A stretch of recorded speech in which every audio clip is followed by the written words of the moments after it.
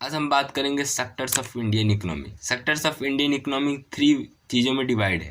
पहली सेक्टर आती है प्राइमरी सेक्टर, दूसरी सेकेंडरी सेक्टर एंड तीसरी टर्सरी सेक्टर।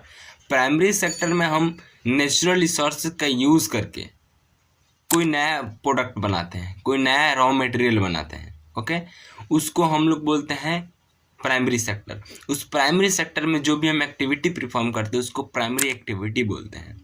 और इस प्राइमरी एक्टिविटी एक्चुअली में एग्रीकल्चर से रिलेटेड होता है, इसलिए इस फील्ड को एग्रीकल्चरल सेक्टर भी बोला जाता है। और ये सेक्टर को ह्यूमन सिविलाइजेशन का स्टार्ट बोला जाता है, क्योंकि ह्यूमन सिविलाइजेशन जो स्टार्ट हुई थी वो फार्मिंग से हुई थी, ये कहा जाता है। और प्राइमरी सेक्टर में मेनली आ जाते हैं dairy farming, fishing, poultry farming, mining, ores, minerals etcetera. Second number पे बात करते हैं सेकेंडरी सेक्टर। तो सेकेंडरी सेक्टर में नेचुरल जो प्रोडक्ट बना उसका यूज़ करके एक फिनिश प्रोडक्ट में कन्वर्ट करना, ये सेकेंडरी सेक्टर्स में आता है। क्योंकि सेकेंडरी सेक्टर डिपेंड्स होता है उस पर, और इसमें मैन्युफैक्चरिंग का काम होता है, इसलिए इस सेक्टर को मैन्युफैक्चरिंग सेक्टर या इंडस्ट्रियल सेक्टर बोला जाता है, ओके। और इसमें क्या किया जाता है कि लोगों को प्रोडक्ट, फिनिश प्रोडक्ट प्रोवाइड किया जाता है। और इसकी जो शुरुआत हुई थी 80-70 के बाद हुई थी, जब इंडस्ट्रियल रेवोल्यूशन जब स्टार्ट हुआ तब इसकी शुरुआत हुई थी। नहीं तो सारी चीज़ें हैंडमेड होती थी, लोग घर पे बनाते थे। और जब इंडस्ट्रीज आई तो इंडस्ट्रीज से लार्ज प्रोडक्शन हो गया, क्योंकि डिमांड भी बहुत ज़्यादा लोगों का था और इंडस्ट्रीज फास्ट प्रोडक्ट बना रही थी, तो इसका वैल्यू भी कम हो गया। जो हैंडमेड चीज़ें होती थी उसकी वैल्यू बहुत हाई होती थी। सेकेंडरी सेक्टर के एग्जाम्पल की बात करें तो मिल्क, जो कि एक प्राइमरी सेक्टर का प्रोडक्ट है, उसका यूज करके आइसक्रीम एक सेकेंडरी सेक्टर का प्रोडक्ट बनाया जाता है।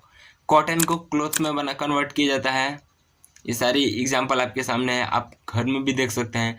जो फर्नीचर्स हैं, वो जो वुड आई हैं वो तो प्राइमरी सेक्टर से हैं, लेकिन जो बन के तैयार हो गया फर्नीचर्स वो सेकेंडरी सेक्टर में मैन्युफैक्चर हुआ। तो प्राइमरी सेक्टर्स पे टोटली डिपेंड होता है सेकेंडरी सेक्टर, ये कंफर्म हो गया। अब बात करते हैं टर्सरी सेक्टर की। टर्सरी सेक्टर में सर्विस प्रोवाइड की जाती है। और फिनिश प्रोडक्ट तो बन गया, तो फिनिश प्रोडक्ट को लोग तो कैसे पहुंचाया गया, तो पहुंचाया जाए, कैसे पहुंचाया जाए, तो ये आ जाता है सर्विस सेक्टर यानी कि टर्सरी सेक्टर में। और टर्सरी सेक्टर में मेनली सर्विस प्रोवाइड की जाती है, इसलिए इस सेक्टर को सर्विस सेक्टर भी कहा जाता है।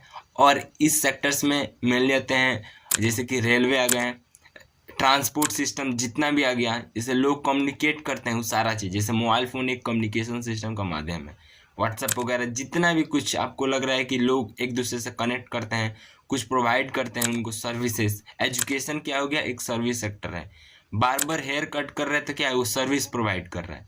चीज़ें समझ में आ रही है, लोग सर्विस प्रोवाइड कर रहे हैं। तो 3 सेक्टर्स का आपको आई थिंक समझ में आ गया होगा।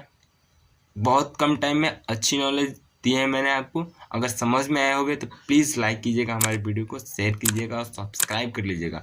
कोई डाउट है तो कमेंट में ज़रूर पूछिएगा। तब तक के लिए बाय बाय।